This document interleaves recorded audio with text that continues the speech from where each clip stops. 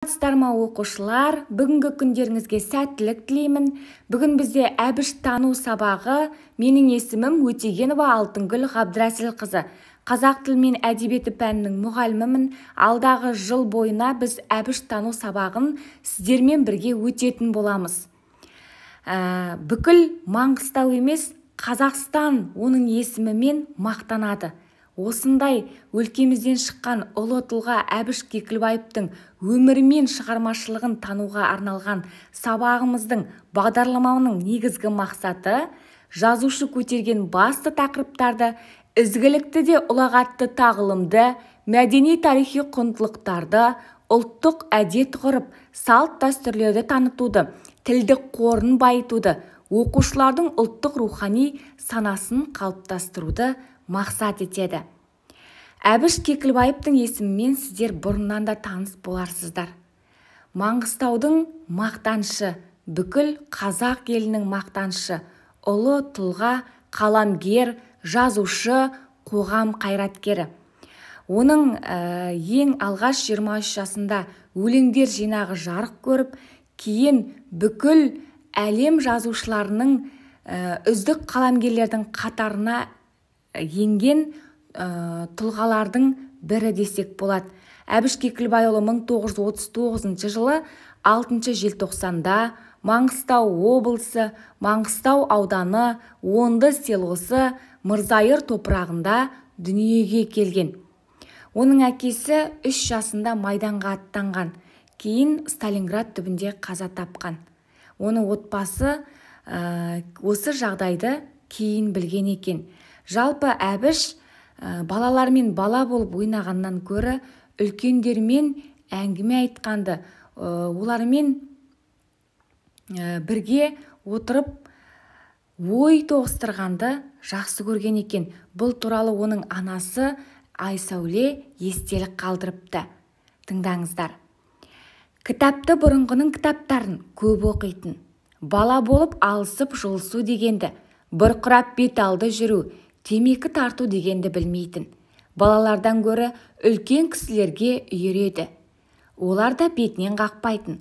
10 класты бітіргесін ауылдан да, ауданнан да қызмет ұсынды.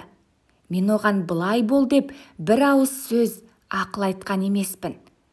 Қызметке тұрып, ауылда қалайын деп жатқан жерінде жалғыз немере ағасы, жаста болсаң бассың, оқы, қызмет қайда қашат? Алматыға бар деді. Алматыға да жалғыз кетті. Дәм айдап келген ғой, оқуын бітірген соң осында қалды. Бұл Әбіш Кекілбаевтың анасы Айсәуле Жұмабай қызының естелігі болатын. Ендеше балалар, Әбіш Кекілбаев туралы видеоға назар аударайық. 362 әулие мен бір бекет атаның рухымен тыныстап жатқан киелі Маңғыстау топырағында дүниеге келген заманымыздың заңғар жазушысы Әбіш аға Кекілбайұлы егер де тірі болса 80 жасқа толар еді.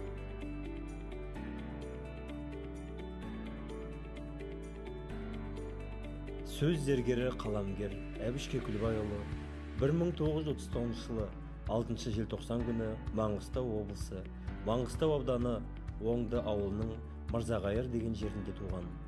Арға атасы Жаңай ұлы Қожаназар қазақтар көшін Маңғыстауға бастап келген топтан. Белгілі, білікті, беделді, дәулетті адам. Атақты қаламгердің әдебиетке құмарлығы мектеп қабырғасында басталады. 1957 жылы 5 мамыр Лениншіл жастың белсенді ауылдық тілшісі ретінде Қазақстан комсомолы орталық комитетінің мақтау қағазымен марапатталады. 1957 жылы Қазақ мемлекеттік университетінің филология факультетіне түседі. Әбіш Кекілбайұлының алғашқы өлеңдер жинағы Алтын шуақ 1962 жылы, Бір шөкім бұлт 1965 жылы жарық көрді. Ауыл өмірінен жазылған повесть, әңгімелер жинағы Дала балладалары Әбіш Кекілбайұлының кең тынысты эпик, суреткерлік болашағын танытады.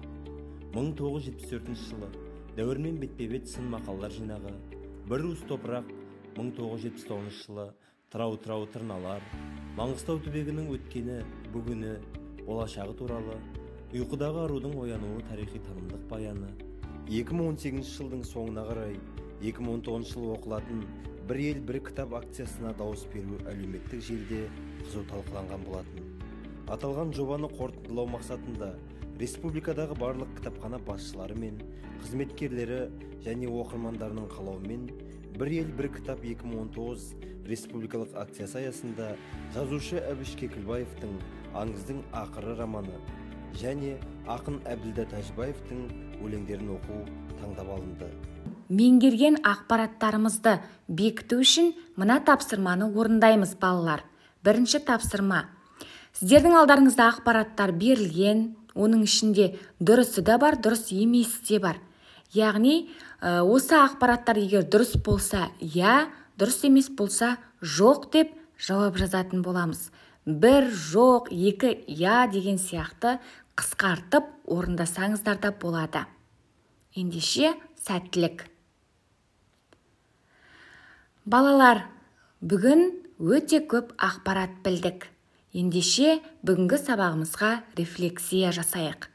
Мен бүгінгі сабақтан деп жазып, осы сабақтан ең ерекше есте қалатын үйренген ақпаратыңызды жазасыздар.